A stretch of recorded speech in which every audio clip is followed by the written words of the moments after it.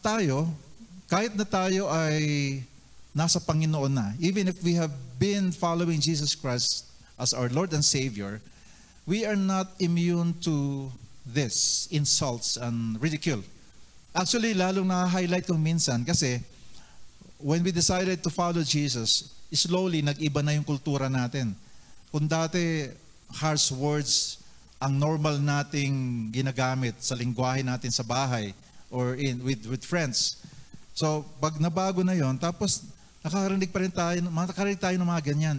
Tayo mismo, tinitira tayo. We are sometimes affected.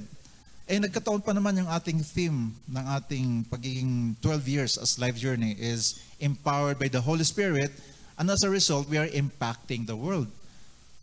So therefore, how can we impact, how can we encourage others, how can we influence them if we ourselves are crumbling because we cannot endure, we cannot overcome insults and ridicule? That is not strange in this world. Kaya itong ating pag-uusapan ngayon, kung tayo ay nakakaranas ng mga opposition, that sometimes ang plano mo ay maganda. Tapos, all of a sudden, mayroong mag-o-oppose. Welcome to the club. Normal yan dito sa mundo.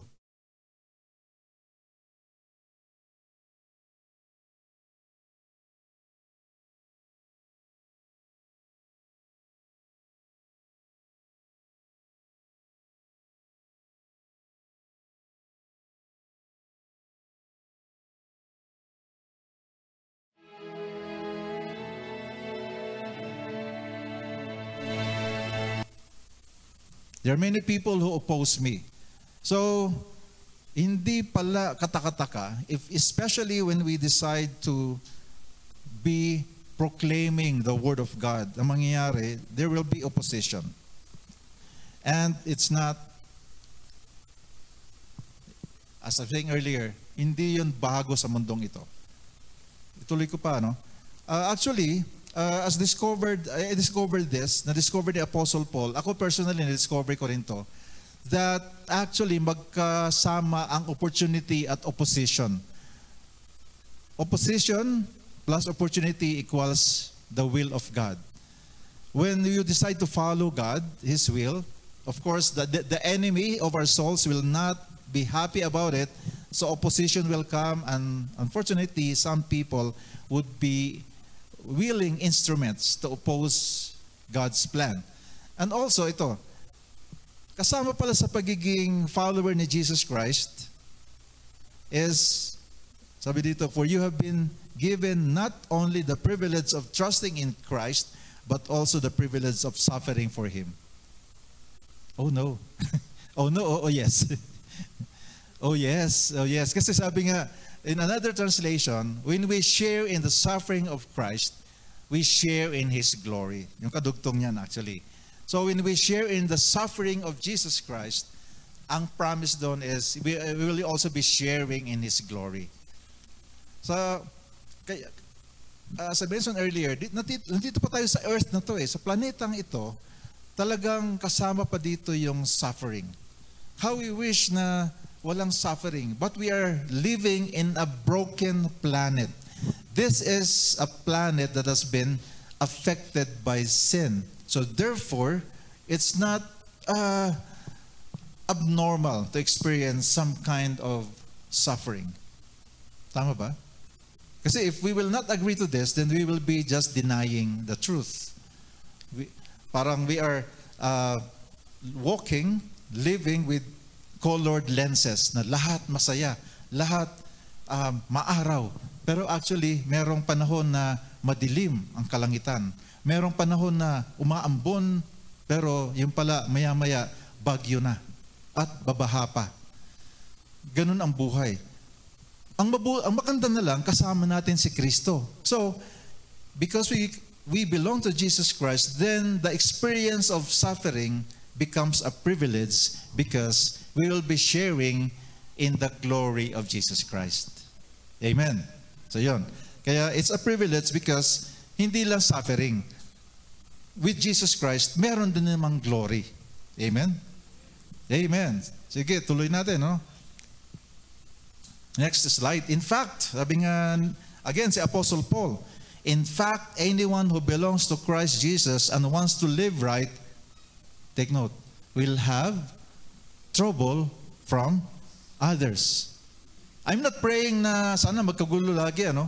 But we cannot help it that some people will be trouble to us. Eh malay mo, ikaw rin pala, trouble ka sa kanila. Pwede bang ganun? Na pwedeng wala kang balak na maging trouble sa ibang tao, but because of differing perspectives and opinions, you seem to be the trouble for them. Tama ba? Kasi ako tama, sabi ng isa, tama rin ako. Di ba, pag may meeting, if there are meetings being conducted, then the facilitator would say, okay, can you raise your opinions? And everybody would be raising their opinions. And it seems they are so passionate and they really believe that their idea is the best. So what happens? Trouble. So akala mo, ikaw lang yung nagkakaranas ng trouble, but you are causing stress also to others.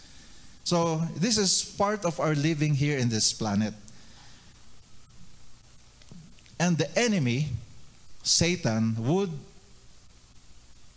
ride on this. Kaya ang gagawin niya, papasok siya para kung anuman yung mga trouble na nangyayari, he will magnify it so that he will destroy relationships.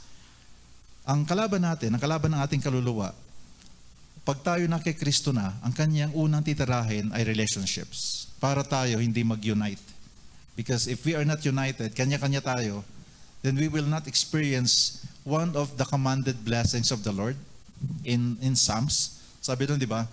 When we gather together as a family, sabi doon, when we gather as brothers and sisters, there the Lord commands a blessing.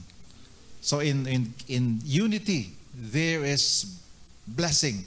And the enemy would do his best for us to separate and then fight against each other so that we will not experience that commanded blessing when we come together. So, that brings now to this. Again, Apostle Paul reminding the church in Corinth during his time. And again, I believe this is also for us today. So we must be aware of Satan's scheme so that he cannot outwit us. Amen ba? So we have to be aware how the enemy works so that we will be able to, like playing chess, we can plan ahead. We can plan how many moves ahead para kung may gagawin man si Satan, nauna na tayo, proactive tayo ngayon, spiritually. Amen. That's why we have this message today, overcoming ridicules and insults so that we can continue to be impacting the people around us and be a blessing to the classroom, sa mga estudyante, sa mga nag-opisina, sa mga opisina ninyo, mga kapitbahay, sa mga kliyente, sa mga suppliers, saan man tayo pinapadala ng Panginoon Diyos. And our basis of our message today is from Nehemiah. A little bit of a background. Ang Nehemiah is one of the best books in the Bible when it comes to building and rebuilding. Kahit mga tunay na building or rebuilding ng organizations, rebuilding ng pangarap ng isang pamilya, the book of Nehemiah can be a great, is a great opportunity for us to have a model of how God and how God and people coming together would eventually be able to finish a project. In 52 days, si Nehemiah was able to do it. Si Nehemiah, he found out that the walls of Jerusalem was broken. He was in exile from to a very far place from Jerusalem. Sa Israel, sa Jerusalem, ang ibig sabihin ng broken walls, yung wall, it means that the place of worship is not secure anymore. It means a threat to the way of living of these people who wants to worship the Lord. Okay, so ganun ka-importante sa kanila ang wall. Siguro i-relate natin sa atin ngayon. Ano ba yung mga nakikita nating dapat stable or secure sa ating ginagalawan? Anong mga broken walls sa buhay natin? It can be broken relationships, broken finances, broken dreams. Ano ang mga broken walls? As we go on, because the plan of the enemy, ang plano ng kalaban natin ay patuloy na broken ang mga walls. Broken ang mga bagay na nagsisecure sa atin, sa family, sa ating pangarap, sa ating mga anak, sa mga apo, sa negosyo, sa trabaho, sa eskwela. So, si Nehemiah, nag-respond sa doon. Ang ginawa niya, nag-fasting siya, nanalangin siya, hanggang sa nakausap niyang hari, the king granted him this pass to be able to travel safely from where they are to Jerusalem, so that the project of rebuilding the walls can be started and be finished. So, nandun tayo sa ganong context that Nehemiah was the one leading the rebuilding of the walls of Jerusalem. So, isipin din natin, ano yung mga bagay na dapat nare-rebuild ng Panginoon Diyos? Paano tayo mag-cooperate kay Lord, mag-respond sa Kanya kung meron tayong na-identify na mga broken walls sa ating buhay, sa ating paligid? Ano ba ang broken walls ng Baguio City? Ano ang broken walls sa mga campus na napapansin ninyo? So, ibang preaching actually yun, pero binibigay ko lang ito ngayon para makita natin na ang enemy talaga, ayaw niya na tayo ay makatapos o magkaroon ng maayos na pamilya, maayos na pamumuhay. So now let's us identify how the opposition, unfortunately, the Satan would influence some people for them to become part of stopping the Lord's work in our lives. So I have here 5 ways that the opposition tried to stop the work of Nehemiah para matapos yung building. Una, rage.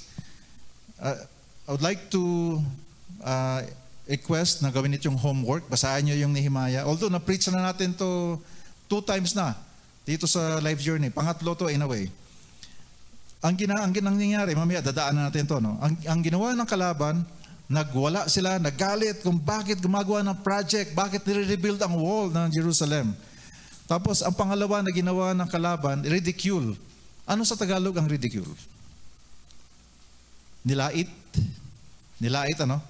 Ridicule. Nilait, pinagtawanan, sa social media, bash. Binabash. Tapos, ang ginawa pa ng kalaban, ginawang issue yung iba-ibang lahi. Kasi doon sa area, sa Jerusalem, of course, wini-welcome doon kahit hindi taga-Jerusalem. Pero, ang ginawa ng kalaban, ginamit yun na parang barrier para sila ay magkalaban-laban. Tapos, ang resentment ginamit. Parang sa buhay din natin, di ba? Sometimes, the reason why napaparalyze tayo kung minsan, yung mga kasama supposed to be natin sa ating pangarap ay mag-raise up ng ganitong mga issue. Tapos they would use resistance. Nung hindi gumana yung rage, ridicule, racism, and resentment, resistance na. Meron na talagang physical na resistance. We will prevent you from continuing your project. So ganun ang ginawa ng kalaban. And then, walang nangyari. Ang ginawa ngayon, nagpakalat ngayon ng rumors. Parang ngayon din, ano? Kaya, kung may nangyayari sa buhay natin na ganito, thousands of years ago, meron na tayong basihan kung paano ngayon mapagtagumpayan ng mga anak ng Diyos kung merong kumakalaban sa plano niya sa buhay natin at tayo nag-decide na mag-obey. Kasi pag pinuntahan natin ng Book of Nehemiah, yung mga nangyayari ngayon sa panahon natin, nangyari na rin pala noon. So therefore, all we have to do is go to the Word of God and then allow the Holy Spirit to teach us so that we can apply God's Word in our lives today.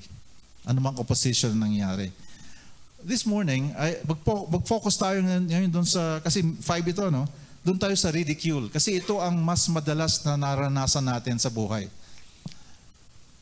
Ridicule, panglalait. Because when we experience this kind of ridicule experience, some of us would decide, di ko na lang itutuloy. Ang sakit, ang hirap naman na magpakabait, ang hirap naman na gumawa ng tama sa office, ang hirap na maging matuwid na asawa, maging matuwid na anak. Ang hirap pala na ikaw ay mag-decide na gumawa ng mga righteous na mga implementation ng policies. Kung minsan, if you are an employee or a staff, when you decide to do what is right, you will be the object of ridicule by your peers. I have experienced this because I work in a company for more than 4 years. And di pa ako believer nun gumagawa lang ako ng tama, sangkatutak na kantsawan, sip-sip, higop, ganon. Yun ang marinig sa mga opisina, no? So ang prevailing culture kasi doon, yung tipong 4:30 pa lang, ay tigil ka na sa trabaho, suklay-suklay na, para pag ring ng bell, di pa uso noon ang biometrics yung mga punch card. Nakita ko talaga, nakapila na, mga 4:45, nakapila na doon sa may, sa labasan, kung nasaan yung, bandy clock. Kayo ba alam nyo ba ano ang bandy clock? Yung mga generation ngayon, what is a bandy clock? Anyway, Google nyo na. Panahon namin, yung punch card para sa time in, time out. 4:45, 5 o'clock yung nandun na nakapila na. So, pag ikaw ay 4:30, nagtatrabaho ka pa rin, katakot-takot na lait ang matatanggap mo dun sa opisina mo. Para kang abnormal. So, example lang yun, meron pang mas worse doon. So, when we decide to do what is right, people will attack your character and identity. Attacking your character. Meron ditong passage sa Nehemiah. When Sanballat is this person who decided to go against the project.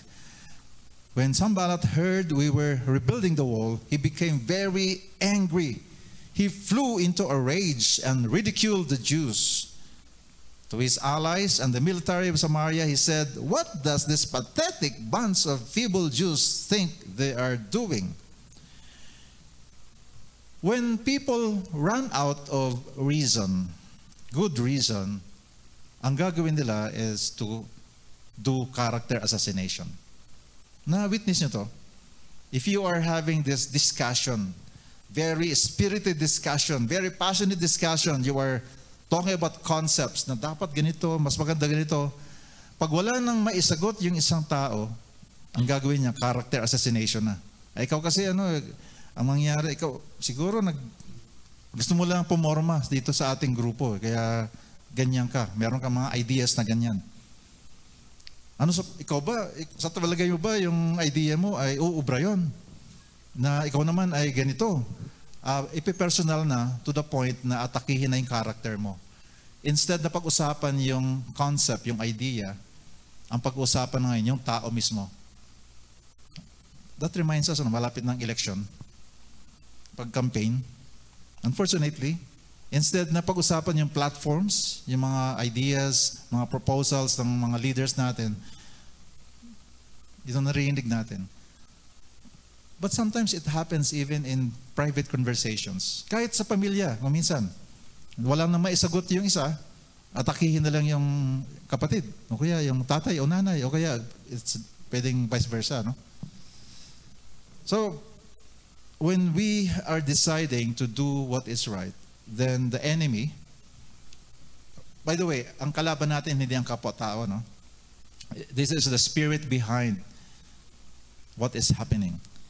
Character assassination, and then your identity is being attacked. Because when we are being ridiculed and your character is now questionable because of what the other person is saying, ang mangyayari, mapaparalyze ka eh. Kasi personal na eh. Pag ganun naka-painful, ang tendency natin is to evade the sin. This is too painful. This is too painful. Especially if you're working for an organization, tapos Pag namatay ako dito, di naman sasagutin nila yung lamay ko yata. Ayoko na dito, ayoko na. Sige, bahala na kayo. Nangyayari ba yun?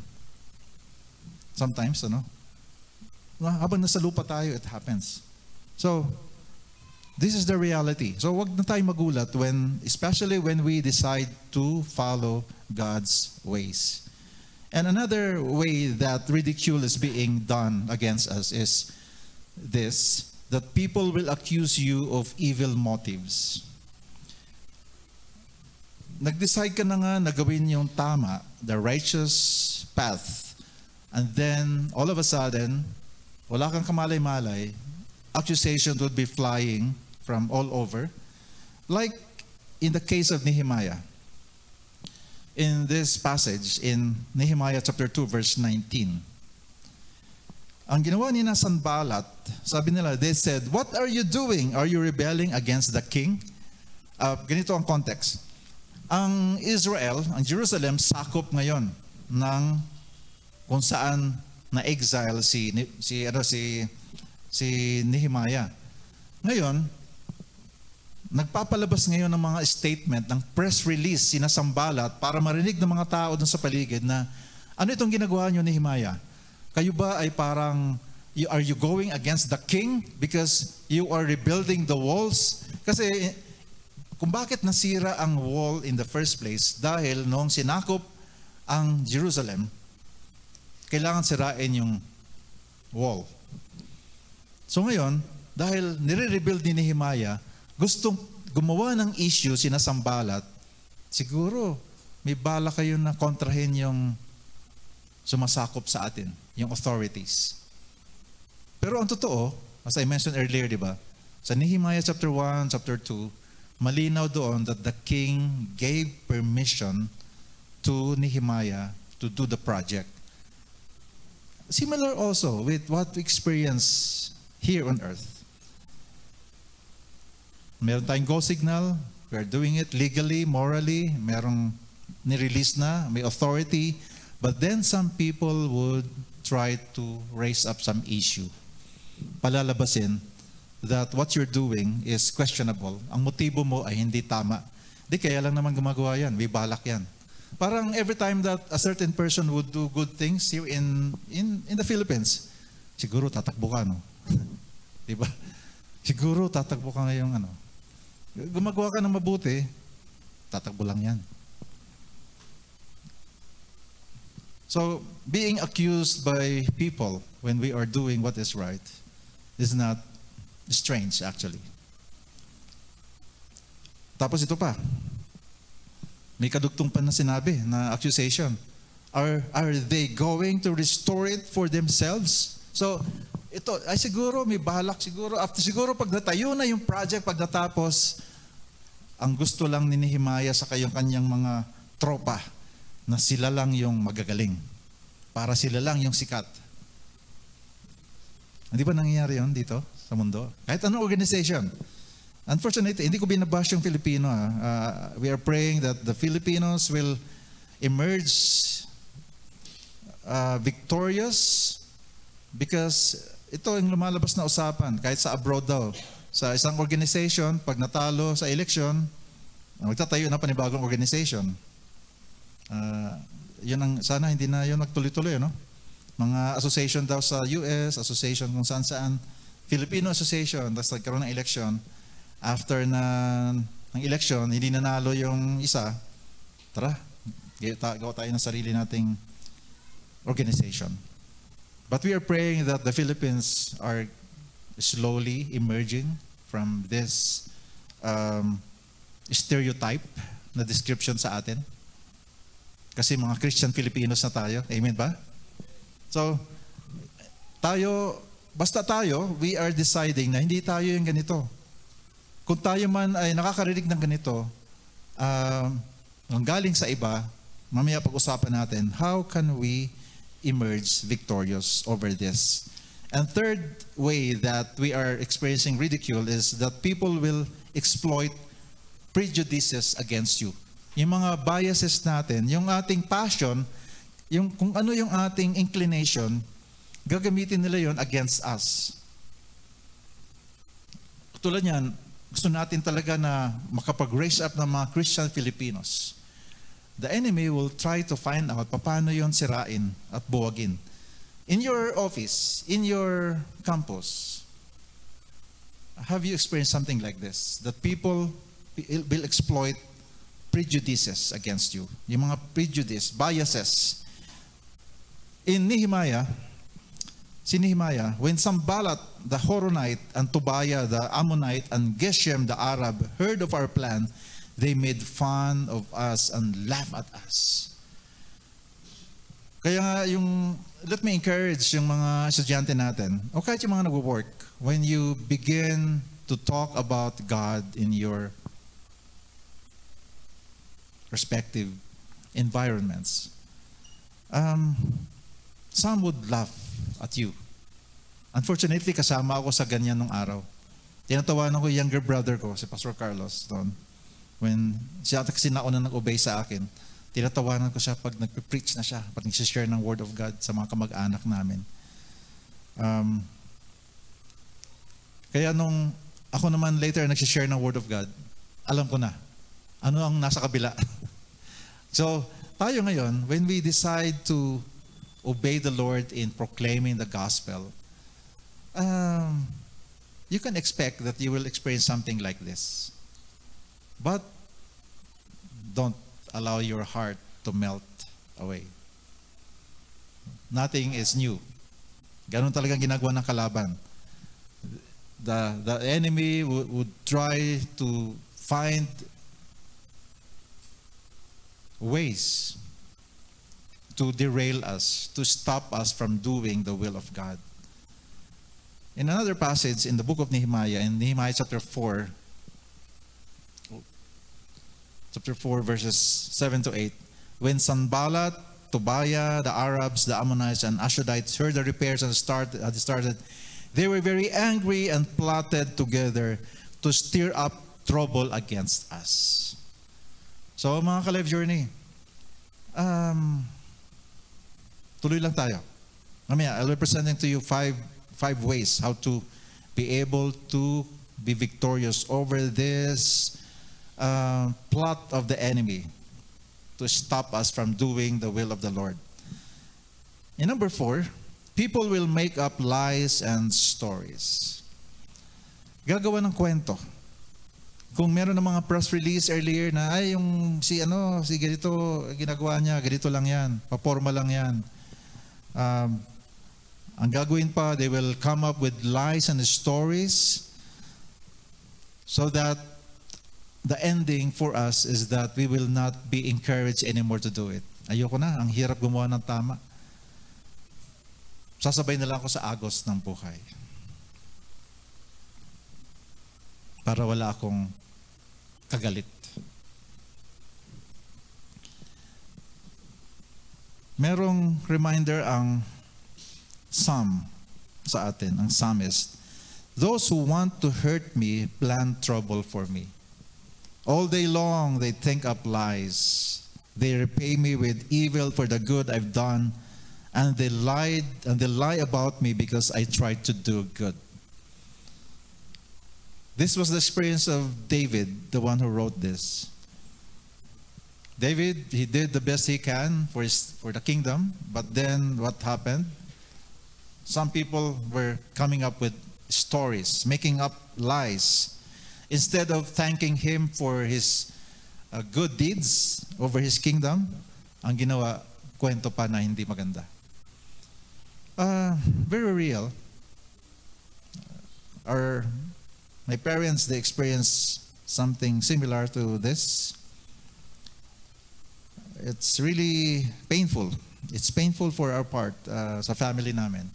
To the point noon na sabi ko, ayoko na sa town namin, hindi na ako babalik dyan sa town na ito. Sabi ko sa nanay ko, tatay ko, pwede bang kung ano man yung napaghirapan yung mabili na property, can we just sell it so that we can forget about this whole town? Pero sabi naman nila, hindi naman lahat ng nasa town natin ang gumawa ng lies and stories, making up lies and stories against us. So we decide, sige tatay, nanay. So may wisdom sila. So right now, we can go back and forth sa aming town freely. And it's true that only some cause us pain. So buti na lang. But this is a reality. It is painful na gusto mo na ayoko na ng trabaho to, ayoko na ng assignment na to. Ayoko na ng pinapagawa ni Lord kasi ang sakit, ang hirap. Wala naman akong balak na gumawa ng masama. Wala naman akong masamang gagawin. Pero ang masama pa, sila ang gagawa ng kwento against me. And number 5, people will predict your failure. Ayun. Hindi magtatagal yan. Sige, tingnan natin.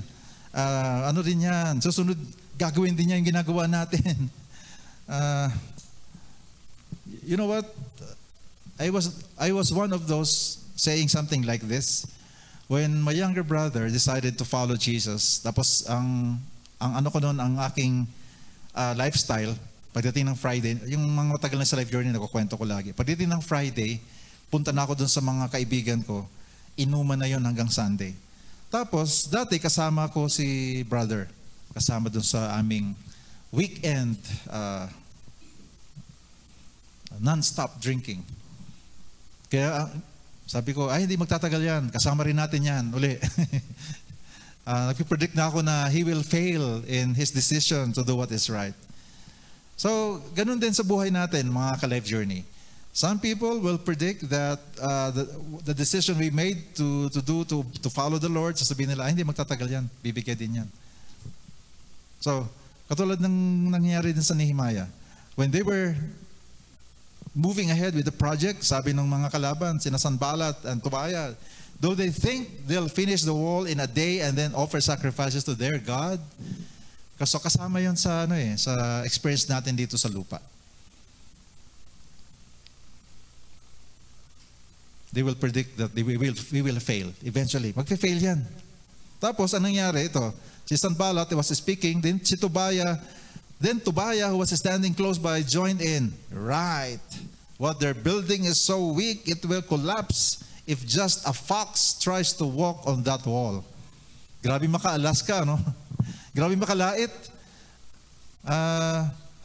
Nag-build ng isang massive na wall and then, isang fox lang yan.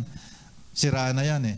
So, I can remember actually conversations like this, mga ridicules sa ganito, many years ago, may mga kabarkada nung araw, mga ganyan na usapan. Walang magawa eh. Imbes na mag-isip ng mga productive na paraan na pinag-uusapan, paano tirahin yung isang kakilala o kaya ang bawat isa. So, that brings us now to how do we overcome ridicule and insults. Thanks be to God, in the book of Nehemiah, God, the Holy Spirit, preserved this so that we can have a model how to trust God. So, first is, when we are experiencing ridicule and insults, what do? First is, we tell God how it upsets you. Let me bring you immediately to how Nehemiah responded. In Nehemiah chapter 4, verses 4 to 5, so I prayed, Nehemiah said, so I prayed, God, you can hear how they are making fun of us. Have you noticed how Nehemiah was praying? God, you can hear how they are making fun of us. What kind of communication is this? Very real, very transparent. Direkta kay Lord, sinasabi talaga niya how he was feeling. Let their insults just fall back on their own heads, and may they themselves become captives in a foreign land. Don't ignore their guilt because they have thrown insults in the face of the builders. Have you noticed this kind of emotion that Nehemiah was having when he was praying? He was releasing to the Lord the pain in his heart. Tama, no? So, Nehemiah, after receiving all the ridicule and insults, he decided to go to God's presence. At doon niya binuhos kay Lord ang lahat ng sama ng loob niya. Take note, kay Lord siya nag-release ng sama ng loob. Hindi sa wall ng FB, ng Instagram, ng Twitter, or ng kaopisina, ng classmate. Kay Lord siya umiyak. Lord, pinagtatawanan nila tayo, Panginoon. So, nag-release. Kaya nga ito, yung sabi ni Nehemiah, gusto niyang turuan pa si Lord. Sana yung mga insults nila, bumalik uli sa kanila. Maranasan nila. Ganon.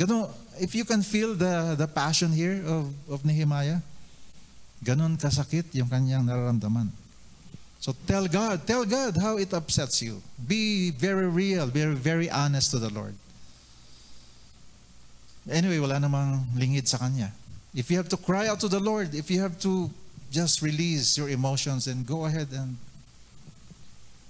be very open to the Lord. Lord, ang sakit, Lord. So tell God how it upsets you.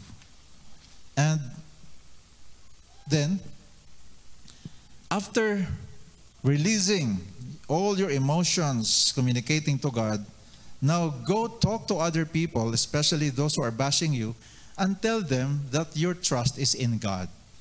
So nakita nyo, no? Yung pag-response ng sama ng loob, yung pag-release ng sama ng loob, hindi sa tao, sa Panginoon Diyos, pero yung pag-declare ng pagtitiwala sa Panginoon sa kapwa-tao na ngayon. So, tingnan natin ano ginawa ni Nehemiah. Actually, sa chapter 2 pa lang, ginawa niya na yan earlier. Sabi niya sa chapter 2, verse 20 sa Nehemiah, book of Nehemiah, I answered them, the God of heaven will give us success. We are His servants and we will start rebuilding. Yan ang magandang press release sa mga nagbabash sa atin, sa mga tumitira sa atin. The Lord is my shepherd. I shall not want. The Lord, the one who is in me, is stronger than the one who is in the world. Greater is He who is in me than the one in the world. And sa Proverbs, my trust is in the Lord. Amen? Mga ganon. We confidently declare that our trust is in God, our Lord God. In Psalm 119 verse 51, yung psalmist sabi niya, arrogant people mock me cruelly, but I do not turn away from your teachings. So the psalmist was praying to God, and he said, Lord, whatever happens, even if these arrogant people are making fun of me to the point that it is painful, but God, I have made a decision that I will not turn away from your word.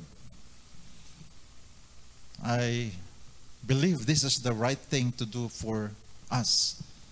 Even if it seems overwhelming, the enemy is coming like a flood, ridicules, insults, kaliwat kanan. No matter what happens, we will stand on God's word. Amen? In His word we will stand. And then, we should make a decision to be better than those who insult us. Tama ba? Kaya maganda yung sinabi ni Apostle Paul sa Romans 12:19 to 21. Dear friends, never avenge yourselves, leave that to God. For it is written, I'll take vengeance and I'll repay those who deserve it, says the Lord. Instead, do what the scriptures say. So ano to? Ano sinabi sa scriptures? By the way, si Paul, he was quoting Proverbs. If your enemies are hungry, feed them. Ha? Yung mga kalaban, yung mga naninira sa'yo, pakainin mo, dali mo. Tara, magkape tayo. Feed them. If they're thirsty, give them something to drink, and they'll be ashamed of what they have done to you. Amen ba? Amen. Yung mga bashers mo, tara, kape tayo. I'll treat you for lunch. I'll treat you for dinner. Parang very much counterculture. Kasi ang mundo dictates, the world dictates that we should avenge ourselves. Kung ano yung sinabi sa atin, ibalik din natin. Parang nag-aaway yung mga bata. Ang damot mo. Hindi, ikaw, mas madamot ka. Pangit. Pangit ka pa. Pangit, mas pangit ka. Ganun nang kaya nakakatuwa, no? Kung ang behavior ng mga matatanda, parang behavior ng mga 3 years old, 5 years old, pangit. Pangit ka rin. Actually, it happens to adults, di ba? Walang katapong bashing eh. Pero, naiiba ang mga Jesus followers. This is how we do it. We decide to become better than the one insulting us by becoming Christ-like, by allowing Jesus Christ to be the one alive in us. Of course, your friends might say, ano ka ba? Ikaw na nga yung kinakawawa. Wala nang martir ngayon. Namatay na sa luneta. But we belong to the kingdom of the Lord Jesus Christ. Amen? Sabi nga ni Jesus, actually, when you do good things to people who are good to you, then everybody's doing it. But when you do good things to people who are cruel to you, then you are indeed. You belong to me. Yan ang sinasabi ni Jesus. In 1 Peter chapter 3, verse 9, don't do something wrong to repay a wrong, and don't insult back to repay an insult. Instead, repay it with blessing. Hallelujah. So, when we do this, imagine what can happen to an environment in the office when believers of the Lord Jesus Christ would be doing this. Now imagine if we will not do this, then what happens to the light, to the salt? So magde-deteriorate talaga yung environment kung nasaan tayo. Kasi puro kaliwat kanan na nabalikan ng insult eh. But God called you to be in that office so that His light will be shining brightly in that place. Amen. And by the way, you are not alone. God will be with you. His light will be the one shining, not your own light. Amen. Is this difficult? Yes, this is difficult. This is not easy. But with God, all things are possible. Amen. Amen. And number 4. Remember, you'll be rewarded forever, in eternity. This is the very thing that we are looking forward. That a day will come when Jesus would tell us, enter. You have done right. So, remember the reward. You will be receiving the reward from the Lord, and this will be for eternity. So, kung dito man sa mundo ay parang di tayo nakakatanggap ng mga reward, kasi kung minsan we are seeking compliments na sana pansinin naman ako. Di man lang ako pinansin. Na binuhos ko lang magagawa ko kanina, maghapon akong naghirap, tapos wala man lang pumansin sa ginawa kong maganda. Di ba? Kung minsan nangungulekta tayo ng ganon. In case lang na nagkalimutan tayong mga kapwa-tao, remember, you'll be rewarded forever. I'm not encouraging na maging tayo, na hindi tayo mahilig mag-affirm sa bawat isa. I would like to propose that we should continue affirming each other, but in case that we will fall short in affirming each other, remember, God will be rewarding us in eternity. Amen? Amen. Blessed are you when people insult you, sabi ni Jesus in the Beatitudes, or persecute you and falsely say all kinds of evil against you because of me. Be glad because your reward will be great in heaven. This is a statement coming from Jesus Himself, our Lord and Savior. I'm holding to this. I'm holding on to this statement by the Lord Jesus Christ. So mga kaibigan, mga kapatid, mga ka-Life Journey, here on earth, as I mentioned earlier, and you know that already, we are not spared from receiving insults and ridicules when we decide to raise the banner of Jesus Christ, that Jesus is Lord over my life, Jesus is Lord over my family. Then you can expect that people will attempt, or sometimes they will not just attempt, but ridicule and insult us, insult you. It happened to us. There was an uncle, one of our uncle, he was, nakita niya doon yung kapatid ni Flora sa isang family sa province. And then he entered, nakainom, sabi niya, ito na yung mga mga buwang again.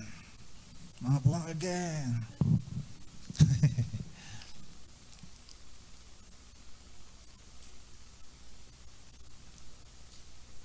Interestingly, yung tita naming madre na tumira dito sa Baguio for every now and then, and when she would be having a break, nakita niya yung aming lifestyle dito. Siya nag-defend sa amin. Huwag niyong siraan sina Flora. Actually, nakita ko yung mga anak nila, how they love Jesus Christ. She was talking about sina Steffi noon, mga maliit pa. So, it's not for us to avenge ourselves, to vindicate ourselves. Sige lang, bring it on. When people would try to insult us, ito yung promise ng Panginoon. We are blessed when we experience something like this. And we can thank God in advance that there is a reward waiting for us when finally we will come to see Jesus face to face. Amen? Amen ba? So, my dear brothers and sisters, quoting Paul,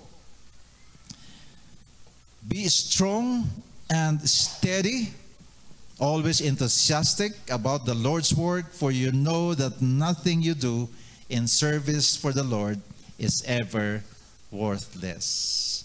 Let's all stand up.